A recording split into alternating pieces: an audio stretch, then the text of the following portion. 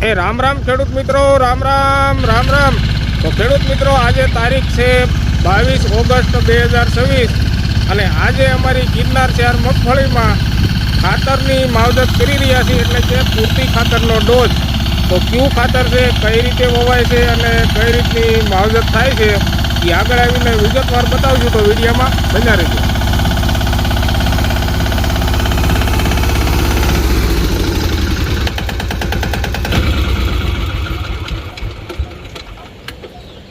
નમસ્કાર ખેડૂત મિત્રો, શક્તિ ફાર્મિંગ એન્ડ એગ્રીકલ્ચર ચેનલમાં આપનું સ્વાગત છે અને હું છું રાજેશભાઈ। તો ખેડૂત મિત્રો, આજે અમારી મગફળી ગિરનાર 426ની જાળીએ વાવેલી। આ એટલા માટે કહીએ છીએ કે ભાઈ અમુક મિત્ર પાસે નવા વિડીયો જોતા હોય, નવા મિત્ર વિડીયો જોતા હોય અમારો, તો વળી પાસે એ કોમેન્ટ કરીને પૂછે કે કેટલાની જાળીએ વાવી છે ને કઈ મગફળી છે ને, એટલે દર વખતે અમે આ ગિરનાર 4 મગફળી 26ની જાળીએ વાવેલું કઈ દી શરૂઆતમાં, જેનાથી એને પૂરેપૂરું સમજાઈ જાય।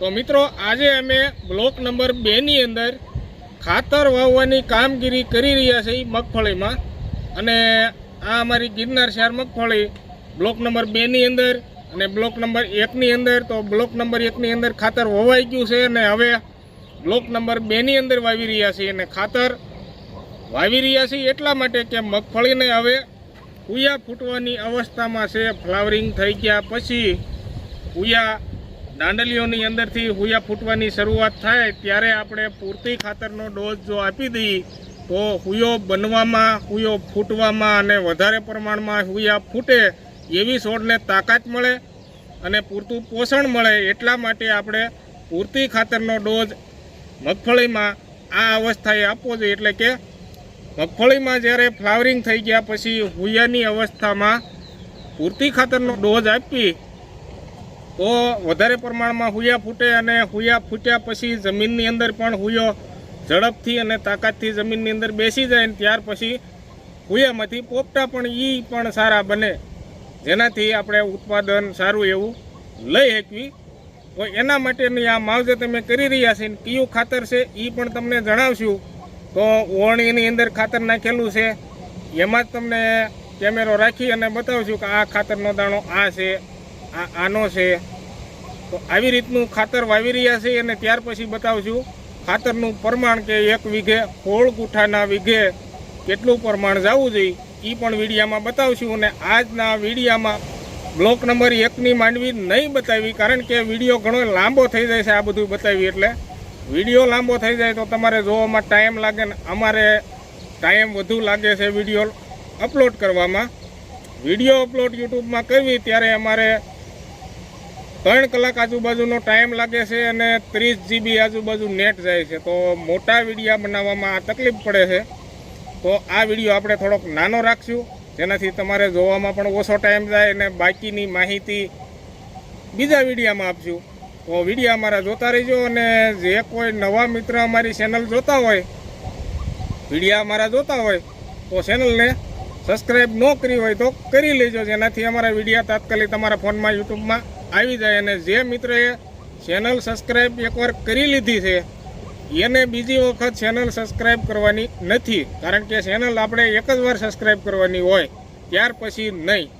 ત્યાર પછી તો લાઈક આવું જે નિશાન આપ્યું એમને લાઈક કરો અથવા કોમેન્ટ અમને મોકલો કે અમારે આ પ્રશ્ન છે, કોઈ આપણે પૂછપરછ કરવી હોય, કાંઈ જાણવું હોય તો કોમેન્ટ પણ અમને લખી શકો, અમે કોમેન્ટના જવાબ આપીએ છીએ। કદાચ ક્યારેક કામ હોય ને ભૂલાઈ ગયું હોય કોમેન્ટ જોતા તો 2-3 દિવસની વાર લાગે, પણ જવાબ અમે આપીએ છીએ કોમેન્ટ દ્વારા। તો મિત્રો, કોમેન્ટ જ્યાં બતાવે ત્યાં પાછું આમ સાઈડમાં ટચ કરીને આમ સાઈડમાં આંગળે આંકશો એટલે હાઈફ લખેલું આવશે, હાઈફને તમે ટચ કરશો એટલે વિડીયો વધુ વાયરલ થાય, તો વધુ ખેડૂતના ફોનમાં વિડીયો બતાય। અને એટલા માટે જ કહીએ છીએ કે ચેનલ સબસ્ક્રાઈબ કરી લો, તો અમારો વિડીયો અમે મૂક્યું એટલે તમારા યુટ્યુબના ફોનની અંદર યુટ્યુબમાં જલ્દી અમારો વિડીયો તમને બતાય। અને ચેનલ સબસ્ક્રાઈબ નહીં કરેલી હોય તો અમારા વિડીયો ગોતીને થાકી રહ્યો તો યુટ્યુબની અંદર જડે નહીં, કારણ કે યુટ્યુબની અંદર તો ઘણા બધા પ્રકારના વિડીયો આવતા હોય। તો ચેનલ સબસ્ક્રાઈબ કરેલી હોય તો અમારો વિડીયો જેવો મૂક્યો એવો તરત જ તમારા ફોનમાં યુટ્યુબ ખોલો એટલે બતાય।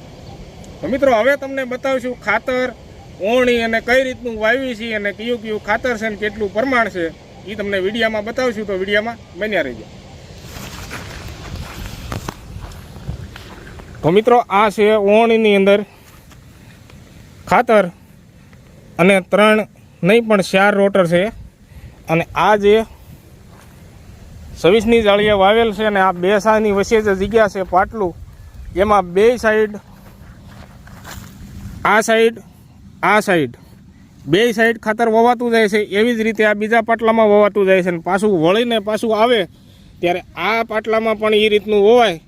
સામેના શાહ બાજુ, આ શાહ બાજુ, એટલે એક શાહની 2 બાજુ ખાતર વવાઈ જાય છે. એ રીતની અમે આમાં ઓવણી ફિટ કરેલી છે. આગળ 2 દાંતા, એમાં ખાતર વવાતું જાય ને પાછળ છે આ બલુનિયા, એમાં રાપું જડાયેલી છે. એટલે હાથી પણ ખાતર આગળ વવાતું જાય અને પાછળથી હાથી પણ હાલી જાય. એટલે બીજી વખત આપણે હાથી આંકવાની મહેનત નહીં. અને આ બલુનિયાની સાઇઝની જો વાત કરીએ તો અત્યારે 16 ઇંચના બલુરિયા છે. પહેલાં અમે હાથી આંકતા ત્યારે 18 ઇંચના બલુરિયા હતા. અને હજી આમાં ધોરિયા કે સર્યું જે કાંઈ તમે કહેતા હોય પાવા માટે, ઈયાની અંદર નાખશું ત્યારે આમાં 10 ઇંચના બલુરિયા ચડાવશું અને પતરા લગાડી દઈશું.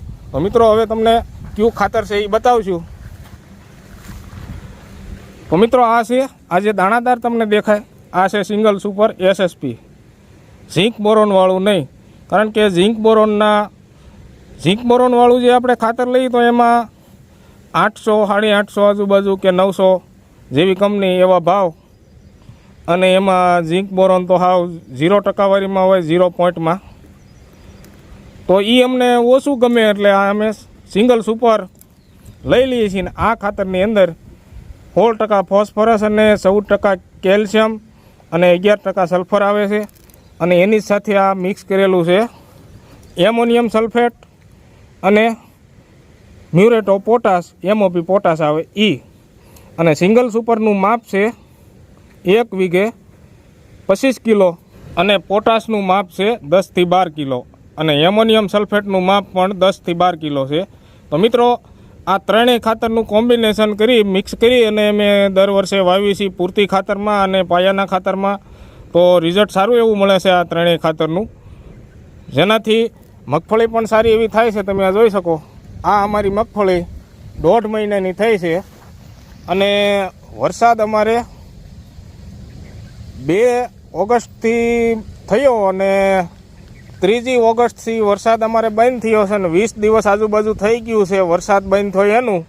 અને આ મગફળીનો વિકાસ નોર્મલ ગતિમાં થયો છે અને ફ્લાવરિંગ પણ નોર્મલ ગતિમાં થયું છે. એક ખામટું એક જ સાથે ફ્લાવરિંગ નથી આવ્યું, ધીમે ધીમે ફ્લાવરિંગ આવ્યું છે. તમને એક છોડમાં હું ફ્લાવરિંગની સ્થિતિ બતાવીશ કે આવી રીતનું ફ્લાવરિંગ થયું છે.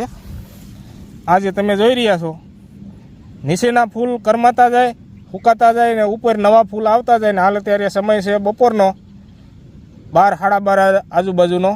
એટલે મગફળીમાં થોડીક લાંઘા જેવું પણ બતાવશે. પણ હવે અમે આને ખાતર વાવ્યા પછી પિયત આપવાના છે.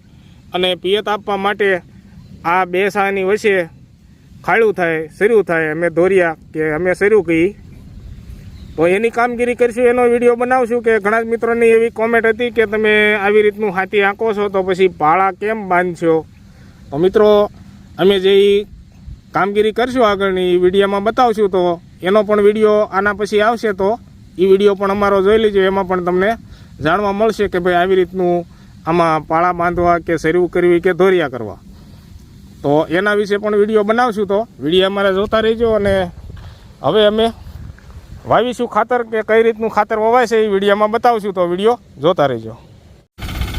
તો મિત્રો આવી રીતની વોવણી હાલે છે અને આવી રીતની વોવણી હાલી જાય અને આગળ દાંતા હાલ્યા જાય છે અને પાછળ બલુનિયાની રાપુ હાલી જાય છે. આવી રીતે 2 શાહની નજીકમાં શાહની 2 બાજુ ખાતર વવાય જાય ને આવી રીતનો ઓર હાલે છે. આ ઓરમાં ખાતર બિલકુલ એહરતું નથી, કારણ કે SSPની અંદર નાઇટ્રોજન નથી આવતું એટલે એહરવાનો પ્રશ્ન નથી રહેતો.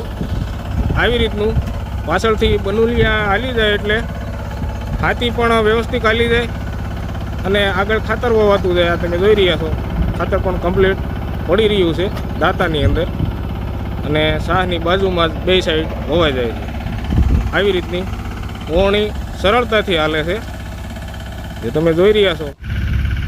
તો મિત્રો આવી રીતનું ખાતર અમે વાવી દઈએ અને ત્યાર પછી જે કાંઈ માવજત લેશું એનો વિડીયો બનાવશું અને વિડીયો અમારા યુટ્યુબમાં આવતા રહેશે દરેક માવજતના, તો વિડીયો અમારા જોતા રહેજો. આગળ આવીને જે માહિતી આપશું તો વિડીયોમાં બન્યા રહેજો.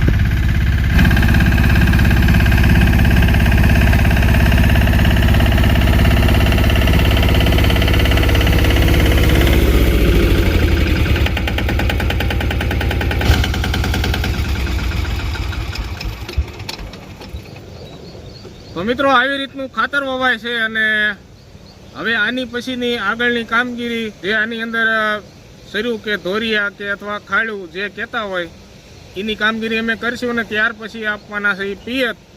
તો અમે અમારી મગફળીની અંદર જે જે માવજત કરતા હશું એના વિડીયો બનાવતા રહીશું, માહિતી આપતા રહીશું. તો મિત્રો તમારે કોઈને પણ પિયત આપવાનું હોય મગફળીની અંદર તો આવી રીતની પૂરતી ખાતરનો ડોઝની માવજત લઈ લો ને ત્યાર પછી પિયત આપો. તો પિયત આપ્યા પછી વરસાદ જલ્દી આવે કે અથવા જ્યારે વરસાદ આવે તે અને આપણે પિયત આપતા હોય તો પિયતનું પાણી વધી ન જાય અને છોડ કોઠડાઈ ન જાય અને વરસાદ આવે ત્યારે પણ પાણી નડે નહીં.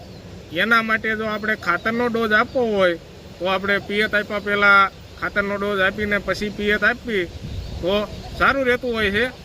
તો આવી રીતની માવજતના અમે વિડીયો બનાવતા રહીશું, તો અમારા વિડીયો જોતા રહેજો. ને હવે આપણે વિડીયો પૂરો કરવી એ પહેલાં બધા જ મિત્રોને જય શ્રી રામ, જય જવાન, જય કિસાન.